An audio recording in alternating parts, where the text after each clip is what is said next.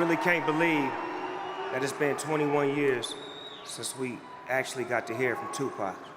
No, not the one clip on YouTube, not the movie or the hologram.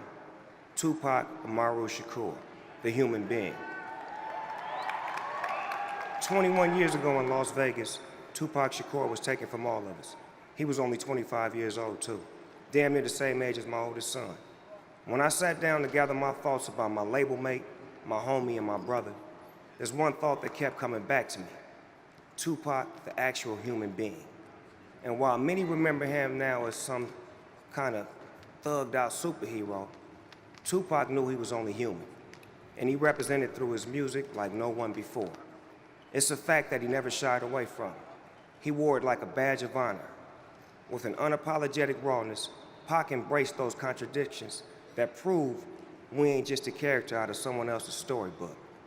To be human is to be many things at once. Strong and vulnerable, hard-headed and intellectual, courageous and afraid, loving and vengeful, revolutionary and, oh yeah, don't get it fucked up, gangster.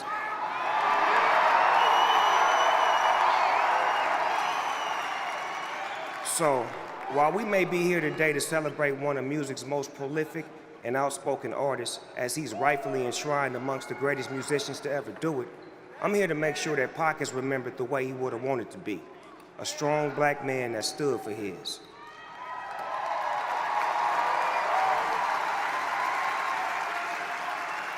Not simply an actor or a rapper, but as a human. That's what made Tupac an amazing actor on the big screen in movies like Above the Rim and Juice. That's what made him refuse to lower his head when railing against injustice towards his people. That's what made us so engaged with everything he ever did, both before and after his death. That's what made Tupac the greatest rapper of all time.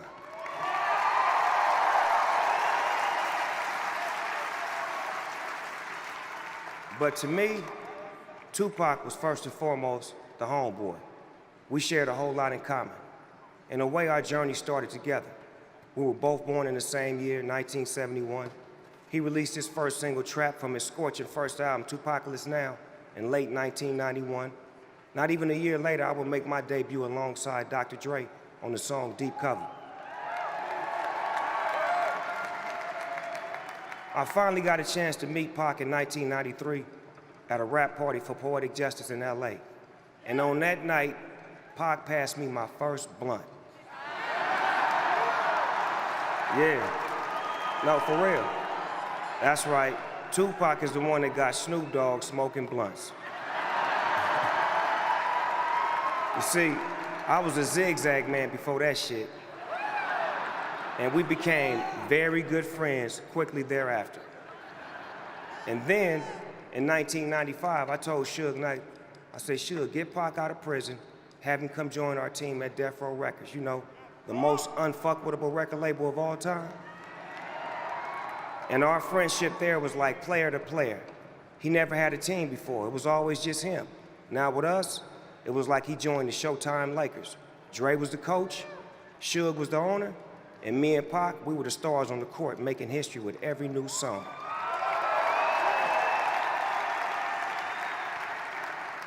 We were young, rich, and rock stars. But we were also young black men with targets on our back. We were catching cases simultaneously. That's why when we got together, we really were two of America's most wanted. He had just gotten out of jail. I had just beat my case. I get a white Rolls Royce with that creamy peanut butter interior. And Pac, he'd go out and buy a black one with the same thing. He'd have his tailor come over and lace us up with them Hugo Boss suits, you know, mafia style. He put me up on a lot of boss player shit like Gucci and Versace and shit I can't even pronounce.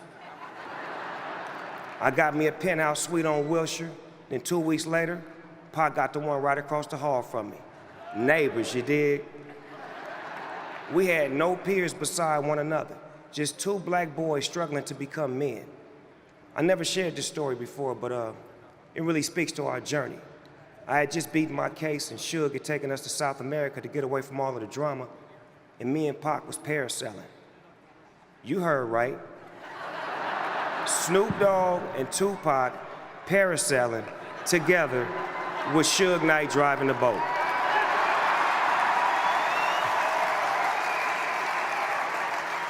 Now, you gotta remember, I had just beat my case and Pac had just got out on bail, so we would have tried anything at this point.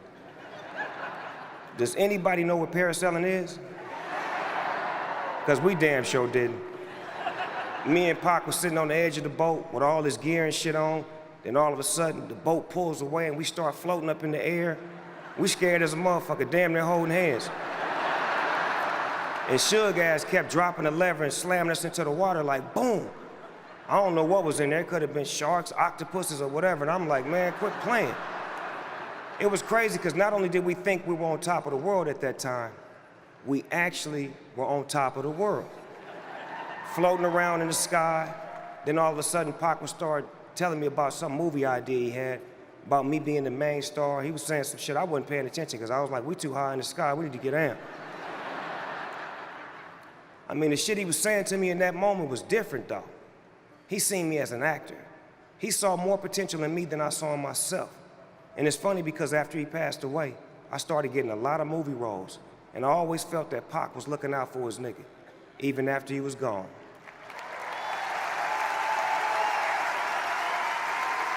See, that's the thing with Pac. When he loves hard. Whether that was him loving black people, him loving his homies, him loving his record label, and of course, him loving his beautiful and incredibly strong mother, the late Afeni Shakur.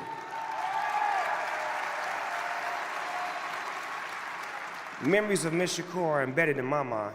Right after I heard Tupac got shot, I immediately flew to Vegas and I walked in the room and I seen him laid out on the bed with all kind of tubes and shit in him, and I was so weak I damn near fell over.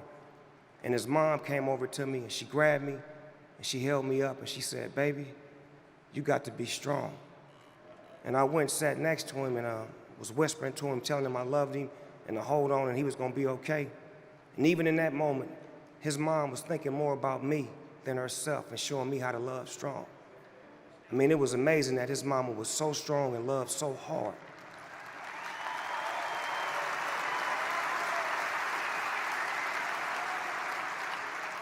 I realized that Pac was taught how to love at a very early age.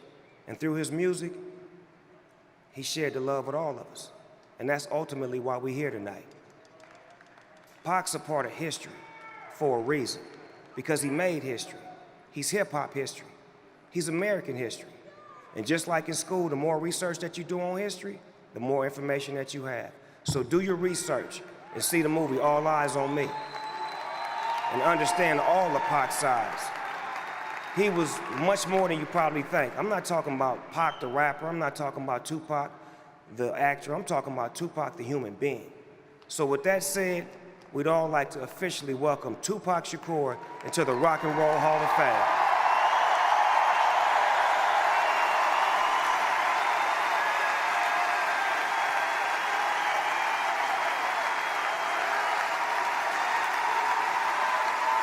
Pac. Tupac, we love you, dog. You're gonna always be right with us. We know you're gonna live forever, because legends always do. They can't take this away from you, homie. And since my brother is not here in the physical form, I'll accept this honor on his behalf. I love you, Tupac. Welcome to the Rock and Roll Hall of Fame. Thug life.